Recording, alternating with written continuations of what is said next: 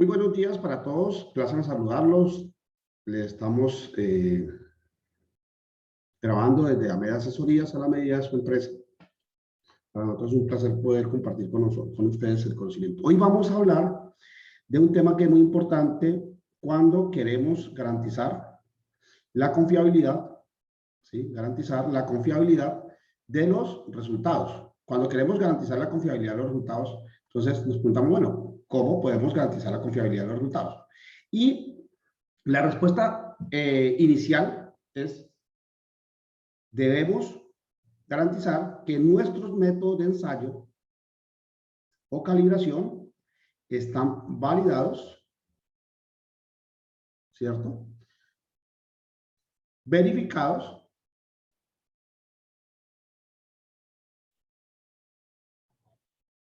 y o hemos hecho una transferencia adecuada del método, ¿ok? Entonces, estos son conceptos que suelen confundirse: validación, verificación y transferencia del método. Todos tres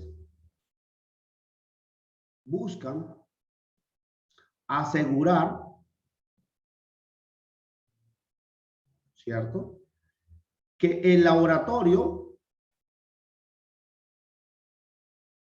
cuenta con la competencia necesaria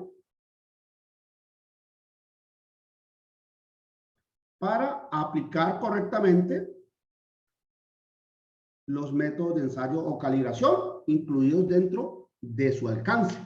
Entonces, ¿qué es validar, qué es verificar y qué es hacer transferencia de métodos? Es desarrollar pruebas que me permiten evaluar las características de desempeño del método, ¿sí?, para obtener unos resultados que se deben comparar contra unos criterios, ¿no es cierto?, que me permiten definir si ese método es adecuado, si el laboratorio está aplicando correctamente el método. Entonces, características de desempeño. Entonces, lo primero que uno debería evaluar dentro de un método, ¿sí?, ya sea que se vaya a validar, verificar o se vaya a dar transferencia de métodos, es poder evaluar que el método sea selectivo. Sea selectivo, porque si el método no es selectivo, es decir, el método no tiene la capacidad para diferenciar entre analitos, equipos o variables que puedan ser muy similares, pues no me sirve. No me sirve, ¿sí? Entonces, debo cambiar de método. Entonces, lo primero es mirar que sea selectivo. Ideal, que el método fuese específico, porque la especificidad ya es más al detalle y que él pueda diferenciar incluso analitos, microorganismos, elementos que tienen muy poquitos factores diferenciables entre sí. Entonces, ojalá que el método fuera específico. Una vez yo demuestro que el método sea específico, sea selectivo, ¿no es cierto? Ahora sí necesito demostrar o evaluar si al método le aplica linealidad. Le aplica linealidad. Entonces, ¿por qué? Porque es que no a todos los métodos le aplica linealidad. Por ejemplo, los métodos gravimétricos o los métricos, donde yo hago un cálculo, aplico una fórmula matemática a partir de un resultado que observo, ¿sí?, pues no le aplica linealidad.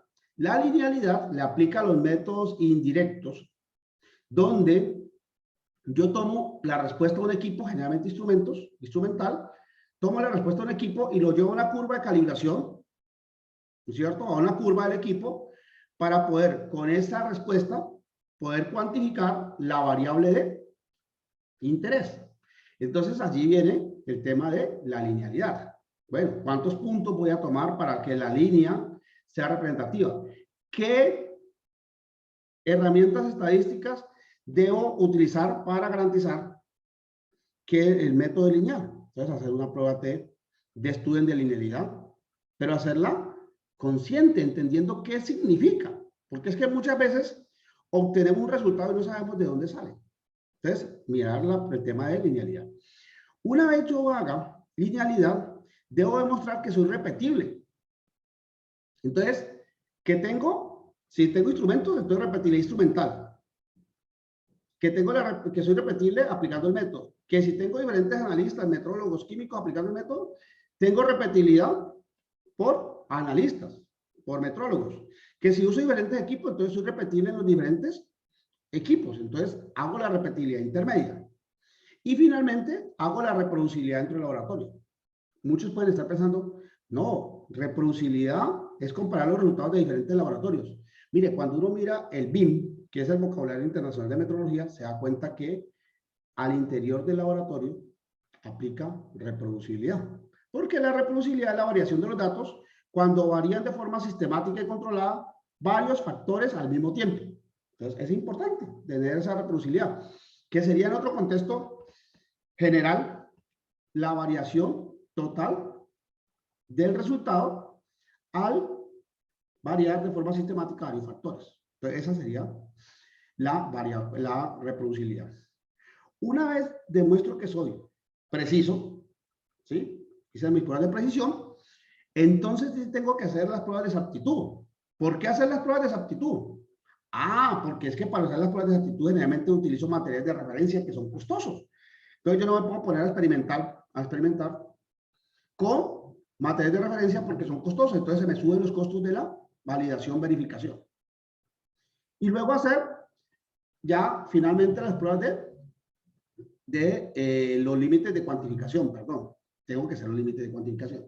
Y allí en los límites de cuantificación también se comete un error gravísimo, porque muchas veces los límites de cuantificación se definen de forma teórica.